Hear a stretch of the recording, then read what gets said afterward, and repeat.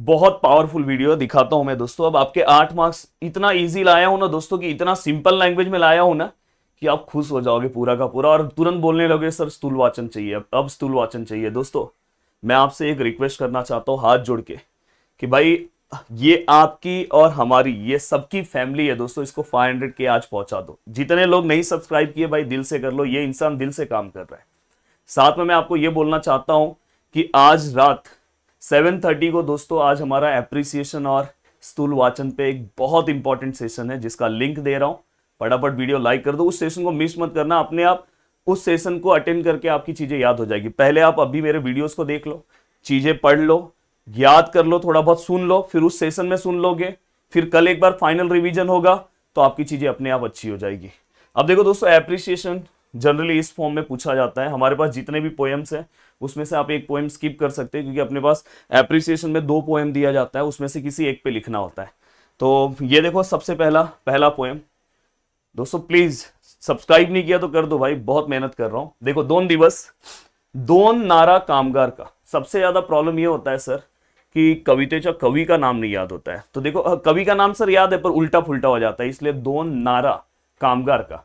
तो आपको समझ में आ रहा है यार, दोन मतलब दोन दिवस, नारा मतलब नारायण सुर्वे जी, कामगार मतलब इस पूरा 2 दिवस में कामगार के बारे में हमें चीजें लिखना है। बस ये अब तुरंत हो जाएगा। अब देखो, कवितेचा कवि कौन है? नारायण सुर्वे सर, याद हो गया। बस इसको एक बार प्रैक्टिस कर लो लिख के। देन कवितेचा विषय कामगारांचे खरे जीवन। इतना मैंने सिंपल लैंग्वेज लिखा है ना कि आप एक बार पढ़ोगे तो अपने आप याद हो जाएगी। नॉर्मल स्टूडेंट को भी खरे जीवन एक बार आप प्रैक्टिस कर लो। खरे याद हो गया, जीवन यस सर, प्रैक्टिस हो गया। आणि त्याची परिस्थिती, त्यांची परिस्थिती। अब देखो दोस्तों, यहां पे जो परिस्थिति है, मैं तो ये बोलूंगा कि प्लीज हर बच्चा इस परिस्थिति को प्रैक्टिस कर लेगा। तो देखो, कामगारांचे खरे जीवन आणि त्यांची परिस्थिति। अगर कोई ऐसा स्टूडेंट है जिसको परिस्थिति लिखने नहीं आ रहा है तो ये डायरेक्ट बोले कामगारांचे खरे जीवन या कवितेचा विषय है। बहुत सिंपल सा हो गया डायरेक्ट। अब कवितेत, या कवितेत आपल्याला कोणता संदेश मिळते? कवितेतून मिळणारा संदेश इतना सिंपल लिखा हो ना दोस्तों, कठिन, स्वतः आणि प्रयत्न आणि मेहनती। 4 वर्ड्स, बस ये 4 वर्ड्स अपने दिमाग पे बिठा लो। जीवन, देखो कठिन से क्या बोलोगे? जीवन किती ही कठिन असले, इसलिए बोल रहा हूं कि आज का लाइव अटेंड करना और मेरा ये एक एक वर्ड्स दिमाग में बस सुनो। जीवन किती ही कठीण असले तरी स्वतःवर विश्वास ठेवून प्रयत्न करत राहायला हवे। पहला लाइन आपसे याद हो गया। देखो वही लिखा होगा, जीवन कितीही कठीण असले तरी स्वतःवर विश्वास ठेवून प्रयत्न करत राहायला हवे। याद हो गया सर। और एक वर्ड आपको बस सिंपल सा याद रखना है, मेहनती ने परिस्थिति बदलता येते। तो देखो यहां पे कहीं लिखा होगा, मेहनती ने परिस्थिति बदलता येते। अब आपको यही लाइन को थोड़ा सा चेंज करके या तो अपने वैसे ही लिख दो, अगर जिनको नहीं आ रहा है। कविता आवडण्याची व न आवडण्याची काढणे में यही लाइन लिखो की या कवितेत आपल्याला असा संदेश मिळते म्हणून ही कविता मला आवडती। तो यहां पे डायरेक्ट आपको, या तो जिनको ऐसा है कि नहीं सर मुझे अलग लाइन लिखना है, तो वो उनके लिए मैंने ये रेफरेंस दिया है। बट जिनसे नहीं हो रहा है, जिनसे नहीं हो पा रहा है, वो डायरेक्ट वही लाइन लिखे और लास्ट में लिख दे कि देखो यहाँ पे लिखा ना, कविता आवडण्याची व न आवडण्याची कारणे म्हणून ही कविता मला आवडली। डायरेक्ट देखो यहाँ पे भी अगर आप देखोगे वही सब चीजें लिखी गई है। हाँ, अगर कोई पढ़ सकता है तो इसको पढ़ ले। और ये आवडलेली ओढ, जनरली यहाँ पे आपको भावार्थी ऊपर का पूछेंगे, जो आपको दिया रहेगा लाइन उसका मीनिंग लिखना रहेगा। तो इसलिए मैं ये हमेशा बोलता हूँ ये वाला करो, वो करने की जरूरत नहीं है। अब अगर आगे मैं आता हूं, दूसरा हिरवीगार झाडासारखे। डायरेक्ट इसका इजी ट्रिक है दोस्तों, ही जॉर्ज। जैसे दोन नारा कामगार, तो आपको समझ में आ रहा है दोन, नारायण सुर्वे कामगार के बारे में था। ही से समझ में आ रहा है हिरवीगार, और दोस्तों जॉर्ज से समझ में आ रहा है जॉर्ज लॉपिस। तो कवितेचा कवि जॉर्ज लॉपिस सर, याद हो गया सर। दूसरा लाइन तो डायरेक्ट याद हो जाएगा सर। किसके बारे में है दोस्तों? प्लांट्स के बारे में है। तो ही कविता किससे, प्लांट्स को किससे कंपेयर किया है? नॉर्मल इंसानों से। ही कविता माणसाने झाडासारखे जीवन जगावे असा संदेश देते। तो देखो यहां पे देखो लिखा होगा, ही कविता माणसाने किसकी तरह जीवन जीना है दोस्तों? झाडासारखे। तो बस आप ये वर्ड्स याद रखोगे, झाडासारखे जीवन, तो आप डायरेक्ट आंसर लिख सकते हो। ही कविता झाडासारखे जीवन, कौन? माणसाने झाडासारखे जीवन जगावे। हो गया याद। कवितेत मिळणारा संदेश। अब देखो दोस्तों, यहां पे सबसे पहले तो मैं बोलूंगा तो ये लाइन भी आप लिख सकते हो,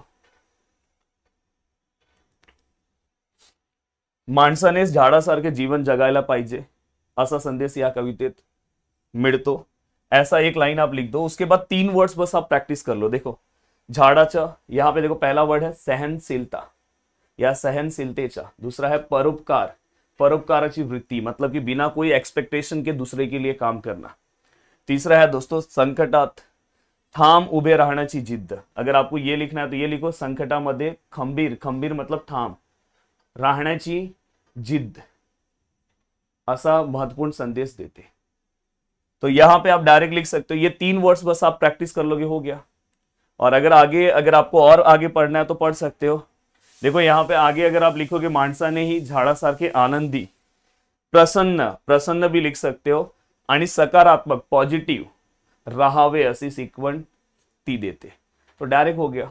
अब दोस्तों ये आवडलेली ओढ, प्लीज बार बार बोल रहा हूं कि ये जरूरी नहीं है, आपको डायरेक्ट वहां पे लाइन दिया रहेगा, उसका मीनिंग लिखना रहेगा और मीनिंग में भी यही चीज लिखते, तो उसका टेंशन नहीं है। और लास्ट में आपको कविता आवडण्याची व न आवडण्याची कारणे, हाँ बाद में आपको, जैसे आप समानार्थी शब्द पढ़ते हो ना, वैसे आप हर एक पोएम के आप जाओगे डाइजेस्ट, या आपके पास 21 होगा, 21 में तो नहीं मिलेगा, डाइजेस्ट में आपको वहां पे शब्दार्थ लिखे होते हैं, उसको एक बार पढ़ लोगे तो लिख सकते हो। कविता आवडण्याची कारणे यही सब लिखो, ये पूरा लाइन लिखो, म्हणून ही कविता मला आवडली। जिसको नहीं हो रहा है और जिसको हो रहा है तो एक बार पढ़ लो, तो वो अलग नहीं लिखना है, वही चीज को लिख देना है। अब दोस्तों इसके बाद डायरेक्ट मैं आता हूं तीसरे कविता पे। हाँ, स्वप्न करूं साकार। अब मैं हमेशा इसका इजी ट्रिक बोलता हूं, स्वप्न किशोर का। तो दोस्तों किशोर पाठक याद हो गया सर। अब यहाँ पे डायरेक्ट आपको देशाचा उज्ज्वल भविष्य या कवितेचा विषय है, डायरेक्ट ये बोलो देशाचा उज्ज्वल भविष्य, हो गया। अब देखो ये सड़ल अर्थ, देखो आपको मैंने बोला ना ऐसा लाइन दिया रहेगा, उसका मीनिंग लिखना है। तो ये अभी ये आप ऐसे रैंडमली कोई भी आ सकता है, तो आप जो ऊपर उसका संदेश पढ़े रहोगे वैसा ही मिला जुला के लिख देना। या तो एक बार अगर आप पूरा अर्थ पढ़ सकते हो तो अच्छी बात है, नहीं तो फिर जाने दो, ज्यादा टेंशन नहीं। अब देखो संदेश क्या है, संदेश में ये वर्ड्स बहुत ज्यादा इंपॉर्टेंट रहता है। कृषि संस्कृति, श्रम प्रतिष्ठा, एकात्मतेचा सामर्थ्य, क्योंकि देश के बारे में है ना दोस्तों। तो ये 3 वर्ड्स आप एक बार प्रैक्टिस कर लो, और एक बार प्रैक्टिस कर लोगे तो हो जाएगा। या कविते या मूल्यांचे महत्व या कवितेत दिलेले आहे, भारतीयांच्या या मातीवरती हक्क आहे असा संदेश या कवितेत दिलेले आहे। और दोस्तों अगर आपको और अच्छा लिखना है, जिसको लिखना है तो आप यहाँ लिखो, और आवडण्याची न आवडण्याची कारणे वही लिखो, म्हणून ही कविता मला आवडली। ये वाला भी बहुत सिंपल लिखा है अगर आप देखोगे तो। हाँ देखो आपको ऐसे आ सकता है लास्ट में 2 मार्क्स के लिए, तो इसलिए मैं बोल रहा हूँ कि आपको शब्द पढ़ लेना चाहिए। अब देखो दोस्तों इसके बाद नेक्स्ट अगर मैं बात करूं इसके बाद, तो योगी सर्व काळ सुखदाता, इजी ट्रिक है, योगी एक महान, तो आप यहाँ पे इजी ट्रिक है। तो योगी जी से यहाँ पे हमें समझ में आएगा कि ये पोएम से रिलेट है। एक से दोस्तों हमें समझ आएगा कि हमारे संत एकनाथ जी के बारे में बोला गया है। तो महान से यहाँ पे हमें उनके महत्व के बारे में बताया गया। तो देखो दोस्तों योगी पुरुषाचे महत्व या कवितेचा विषय है, डायरेक्ट आप लिख सकते हो। संत एकनाथ महाराज जी के बारे में दिया गया है ये वाला पार्ट। तो अब ये कोई भी लाइन आ सकता है, तो ये बस आपको क्या करना है, उसका मीनिंग पता होना चाहिए और वही सब लिख दो। देन जो सबसे फिक्स पॉइंट है, संदेश हमेशा फिक्स है। अब देखो यहाँ पे मैंने बहुत सिंपल वर्ड्स लिखा और ये हर बच्चे को तुरंत समझ में आ जाएगा। देखो योगी पुरुष तप साधनेने, जिसको ये नहीं लिखने आ रहा है वो लिखेगा दोस्तों, तप साधनेने आत्मज्ञान मिळवतो आणि ते लोकांमध्ये प्रवचनाने द्वारे वाटतो। तो ये लाइन लिखा, त्यांच्या ज्ञानामुळे लोकांचे मन शुद्ध, निस्वार्थी आणि शांत। ये 3 वर्ड्स याद रखो। अगर आप ये याद रखोगे, योगी पुरुषांच्या ज्ञानामुळे लोकांचे मन, 3 वर्ड्स याद रखो, शुद्ध, निस्वार्थी आणि शांत होतो। अब होते ये होने के बाद दोस्तों, आणि त्याच्या सहवासामुळे, मतलब अगर हम उनके कांटेक्ट में रहेंगे तो आपल्याला मानसिक शांति आणि जीवनात पुढे जाण्याचे बळ मिळते। तो ये सिंपल हो गया, म्हणून ही कविता मला आवडली। यही वाला लाइन थोड़ा बहुत घुमा के यहां लिख दो। अब देखो दोस्तों ये हो गया पूरा। कैसा लग रहा है बताओ मुझे। ये आपको हमारे प्रदीप गिरी कॉलेज एंड स्कूल एप्लीकेशन पे मिल जाएगा पीडीएफ। अगर इसको 5000 लाइक अभी कर दोगे वीडियो को तो, और 500 के कर दो दोस्तों। ऑप्शन अब देखो दोस्तों, नहीं ऑप्शन के पहले ये वाला कर देता हूं, अंकिला मी दास तुझा। तो आपको पता है कि यहाँ पे जो भगवान है दोस्तों, उनको हम माँ के समान मानते हैं। तो देखो यहाँ पे, इसलिए मैंने इसमें ट्रिक नहीं दिया, इसमें डायरेक्ट आपको समझेगा। संत नामदेव जी हैं, यहाँ पे कवितेच्या विसते देवाला आई मानते। यहाँ पे देखो, ही कविता देवाला आई मानते आणि देवाने मायेने आपले पालन पोषण, यहाँ पे सांभाळ भी लिख सकते हो, करावे असी विनवणी करणारा हा अभंग आहे। तो ये वाला आपको इजी याद हो गया। देन इसके बाद दोस्तों, इस कविते का मिळणारा संदेश, बहुत ही सिंपल सा संदेश है दोस्तों। मैं तो हमेशा बोलता हूँ कि संत नामदेव देवाला आई प्रमाणे मानतात आणि त्यांना विनवतात की देवाने आपल्या बाळाप्रमाणे सांभाळ करावे। तो मैं तो अगर आपको बोलता हूँ कि आप ये वाला लाइन यहाँ पे सेम रख दो, और जसे ये लाइन देखो बहुत इजी है, जसे बाळ पूर्णपणे कोणावर अवलंबून असते, आईवर, तसेच माणसानेही देवावर पूर्ण विश्वास ठेवावा। ये लाइन आपसे तुरंत याद हो जाएगा।